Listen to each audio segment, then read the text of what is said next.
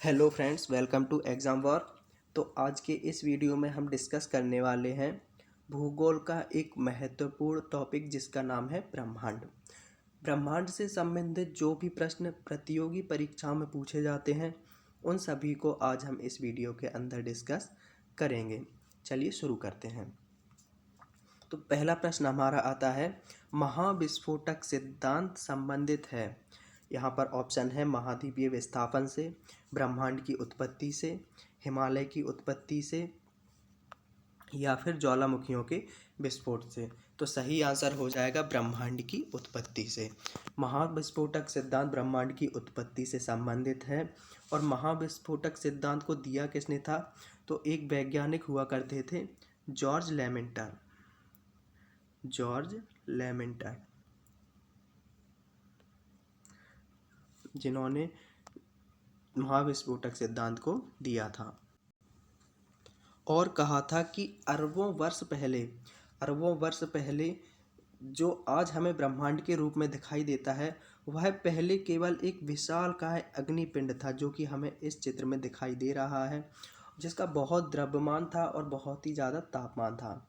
समय के साथ चलते चलते आगे जाकर इसका द्रव्यमान और तापमान बढ़ता गया और इसमें विस्फोट हुआ और विस्फोट होने के बाद इसका द्रव्यमान इस प्रकार चारों ओर बिखर गया और बिखर जाने के बाद हजारों लाखों वर्षों के जाने के बाद यही आगे चलकर ग्रह, उपग्रह, क्षुद्र ग्रह, उल्कापिंड, धूमकेतु आदि बने।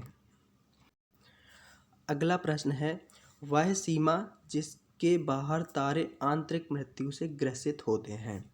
तो वह सीमा क्या है? चंद्रशेखर सीमा, एडिंगस्टन सीमा, हाउल सीमा या फिर फाउलर सीमा। तो यहाँ पर सही आंसर हो जाएगा चंद्रशेखर सीमा। चंद्रशेखर सीमा होता क्या है? एक वैज्ञानिक हुआ करते थे एस चंद्रशेखर ने एक सीमा दी जिसकी वैल्यू थी 1.4 ms और कहा था कि कोई भी तारा है और उस तारे का द्रव्यमान 1.4 ms से कम है, अगर कम है तो वह श्वेत वामन में परिवर्तित हो जाएगा और किसी भी तारे की वैल्यू 1.4 ms से ज़्यादा है तो वह ब्लैक होल में परिवर्तित हो जाएगी। ये बात चंद्रशेखर राव ने कही थी और इसके लिए इन्हें नोबेल पुरस्कार भी दिया गया था। बात करते हैं अगले प्रश्न की। अगला प्रश्न है, हमारे अंतरिक्ष में कितने तारामंडल हैं? 87, 88, 89 या 90। तो सही आंसर यहाँ पर होगा 88। हमारे अंतरिक्ष में 88 तारामंडल हैं। अगला प्रश्न है, प्रकाश वर्ष इकाई है।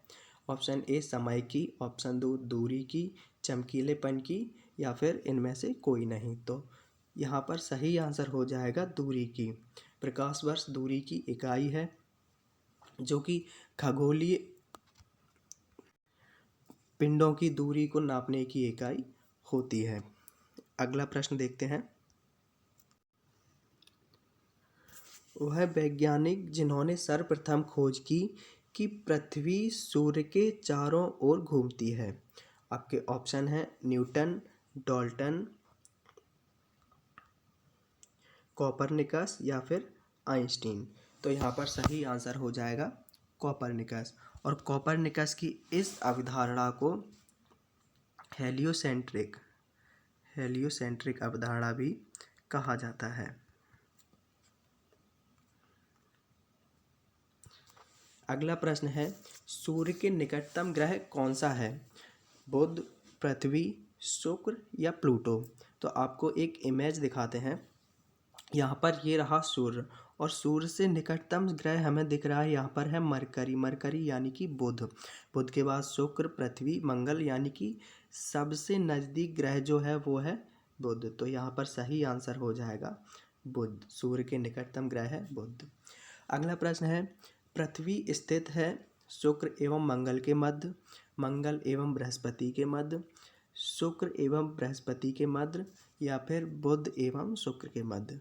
तो यहाँ पर सही आंसर हो जाएगा, ये रही पृथ्वी जो नीले कलर की हमें दिखाई दे रही है, इसको नीला ग्रह भी कहा जाता है। तो पृथ्वी, वीनस यानी कि शुक्र और मंगल के बीच में हमें दिखाई दे रही है, तो सही आंसर हो जाएगा शुक्र एवं मंगल के मध्य, यानी कि ऑप्शन ए सही आंसर हो जाएगा। अगला प्रश्न है, सूर्य तथा पृथ्वी के मध्य ग्रह है। सूर्य तथा पृथ्वी के मध्य कौन सा ग्रह है? तो यहाँ पर आंसर हो जाएगा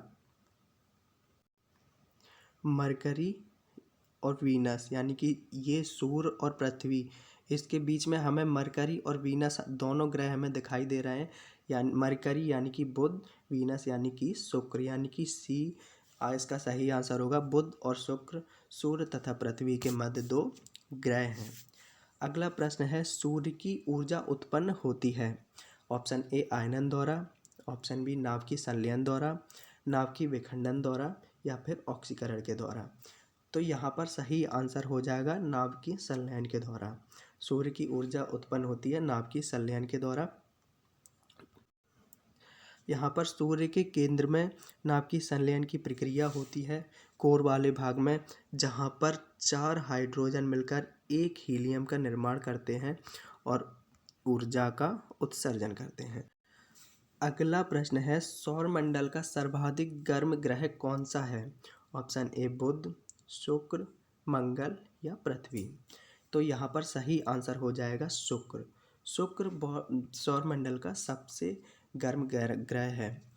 शुक्र क्यों है गर्म ग्रह? नज़दीक तो सबसे ज़्यादा बुध ग्रह है, फिर शुक्र सबसे गर्म ग्रह इसलिए है क्योंकि शुक्र ग्रह पर CO2 की मात्रा अधिक पाई जाती है।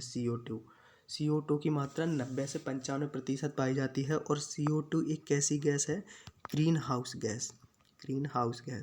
ग्रीन हाउस गैस करती क्या है कि ये टेम्परेचर को वायुमंडल में आने तो देती है, लेकिन वायुमंडल से बाहर नहीं जाने देती है। इसलिए होता क्या है कि वायुमंडल में जो भी टेम्परेचर आता है वो रुक जाता है, वो बाहर नहीं जा पाता है। इसलिए वायुमंडल काफ़ी गर्म हो जाता है और यही कारण है सूर्य सौरमंडल का सर्वाधिक गर्म ग्रह है। अगला प्रश्न है, निम्नलिखित में से कौन सा ग्रह पृथ्वी के निकटतम है? ऑप्शन ए प्लूटो, बी मंगल, सी शनि या फिर बृहस्पति। यहाँ पर सही आंसर हो जाएगा मंगल, क्योंकि वैसे तो अगर देखा जाए तो शुक्र पृथ्वी के सबसे निकटतम ग्रह है, लेकिन अगर शुक्र ऑप्शन में नहीं है तो मंगल सही आंसर होगा। यहाँ पर आपको इमेज दिखाते हैं, ये देखिए पृथ्वी के सबसे नज़दीक वीनस यानी कि शुक्र और मंगल दो ग्रह हैं। अगर शुक्र ऑप्शन में नहीं है तो सही आंसर हो जाएगा मंगल। अगला प्रश्न है, सौर मंडल में सबसे बड़ा ग्रह कौन सा है? ऑप्शन है बृहस्पति, वरुण, शुक्र या फिर शनि।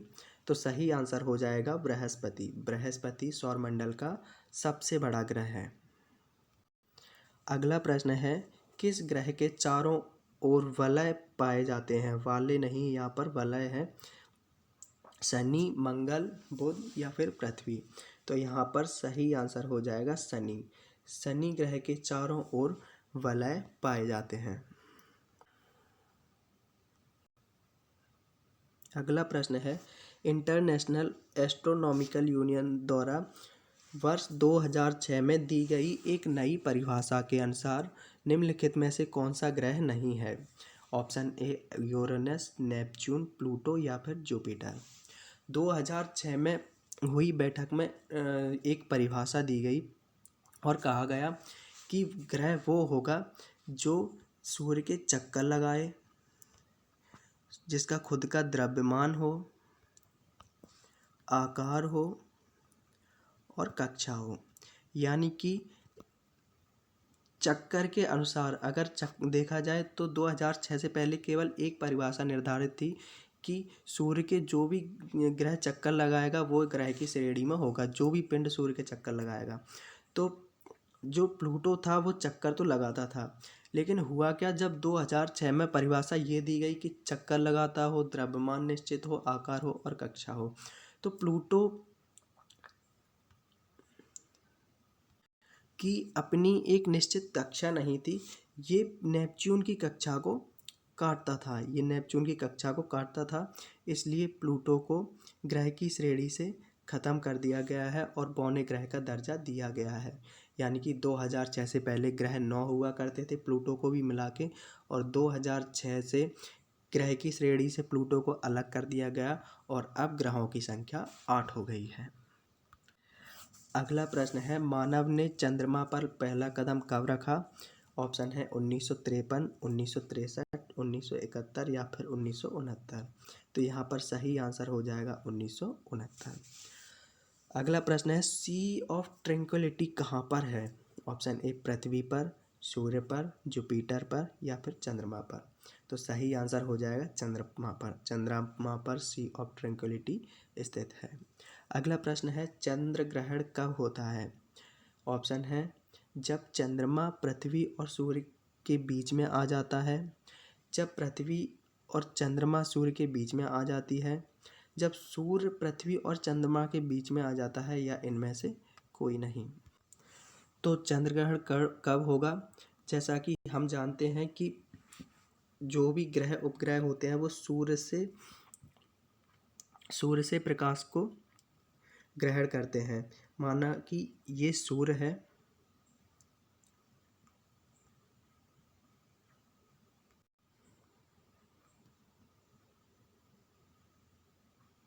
ये सूर्य है और सूर्य से प्रकाशित है चंद्रमा।